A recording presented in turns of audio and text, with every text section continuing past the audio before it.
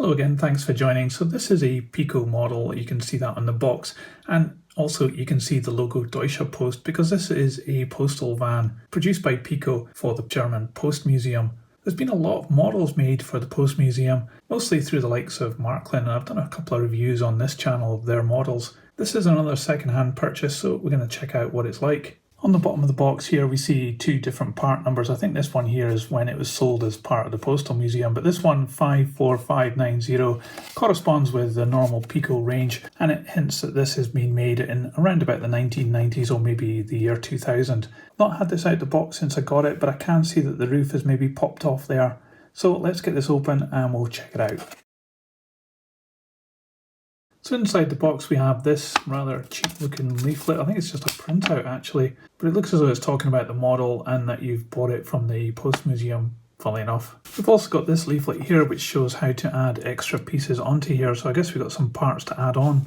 And we do indeed have a bag of extra pieces, so these haven't been fitted to this model. And here is the model, and yeah, we have a problem here. The roof has just come away. It looks as though it just clips back on.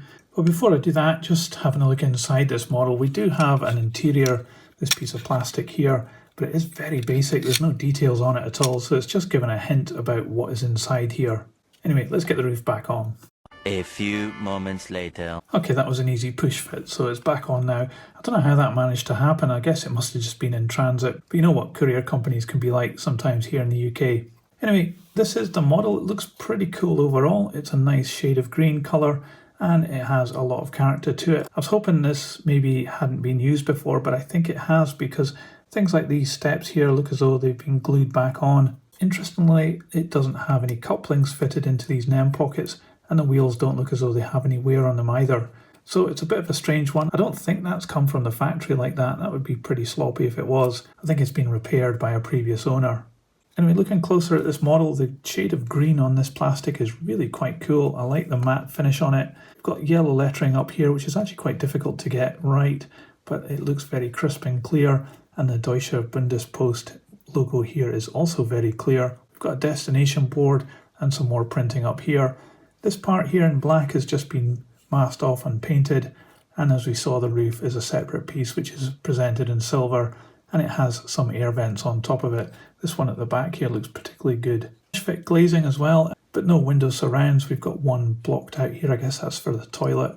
And some more printing down here on the chassis. Some of these parts are really fine. These steps, for example, move a little bit, and we've already seen that this one's had to have a bit of a repair. We've got a veranda here with a very fine plastic set of railings and a brakeman's wheel. And up here we've got a separate little metal handrail added on as well. It's much the same on the other side, but obviously no toilet window. But I am really impressed with the amount of printing on the chassis here. And talking of the chassis, it looks not too bad. It's a one-piece plastic piece here with some extra pieces added on. And we saw we could add on even more parts, which are in the plastic bag. The NEM sockets cantilever, they've got little springs, you can see them there. And the wheels revolve really well. This one's got a pretend dynamo around it as well, which looks really cool. So overall, I'm really impressed with this little wagon. It looks really quite cool and it's got a lot of character. It feels quite heavy too, so let's put this on the scales and we'll check out how much it weighs. Well, I thought this model was heavier than it actually is. It's only 57 grams. So Piko's little Deutsche Post van here from Era 3 looks really cool in my eyes. The finish on it is really smart and it's got a lot of nice decoration on it. The printing is really crisp. It's got all these little steps on it and the things like the extra little handrails and of course the flush fit glazing. It all really looks quite fantastic. However, that said, I will say that the interior is a bit lackluster. Okay, you can't really see it through these tiny little windows, but when we saw with the roof off, it just doesn't have any features on it at all, and that could definitely be improved.